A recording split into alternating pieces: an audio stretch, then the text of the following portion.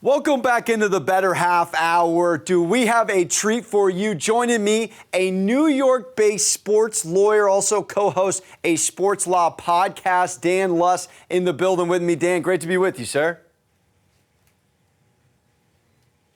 My pleasure, Alex. All right, I want to get your legal perspective on what's happening with WNBA star Brittney Griner and a illegal substance she had in Russia, which has her currently detained. Explain to our audience what exactly is going on with her.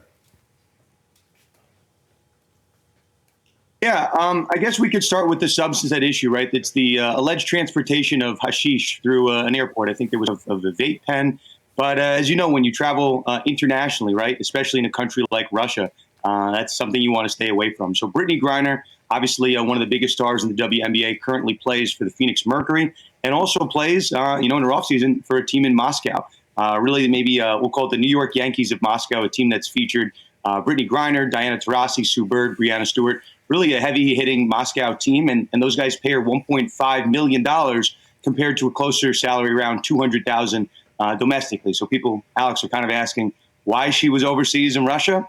I mean, money talks, right? She's got to earn a living, and that's why she was there to play basketball. And as far as a trial goes, Dan, with her, what is the timeline for her to be able to get to a judge and try to get some sort of verdict here? Yeah, so Russian laws operate obviously very differently than they do over here. There's no, I don't think there's a real equivalent to like right to a speedy trial. You could be held up there for a long time, right? The same concept of due process that applies here does not necessarily apply in Russia.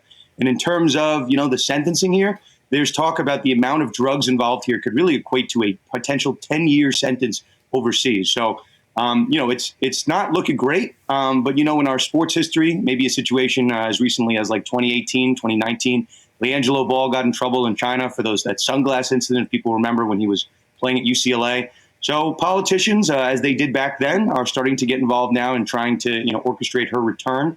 But I don't know how quickly this will get wrapped up. I'm sure, the Russian political situation might slow things down some. And what would you say the possible outcomes are for her when she goes to trial? Yeah, I mean, I would think that this doesn't make it all the way to trial. I think, that our politicians step up and probably make a move sooner rather than later, right? The issue, at least if this happened domestically, if someone was charged with a crime that could result in 10 years prison sentence, they would take something, maybe like a plea deal, right? Maybe they would admit some type of guilt and maybe they would serve some type of community service and whatnot. But when you accept or admit to any type of crime overseas, there's no guarantee that you're coming back. So, I would be very hard pressed if this got to a trial. That would take a long time. But again, right, we're in a weird time in the country. I don't think it would shock anybody if this thing got delayed for a long time, right, if this got delayed indefinitely. So, I think most likely scenario, she comes back, the politicians jump in. But, sadly, it's still too early to tell at this point. Thank you so much, Dan, for joining us. Always a pleasure having you. Make sure to check out his podcast, Conduct Detrimental. We'll see you next time.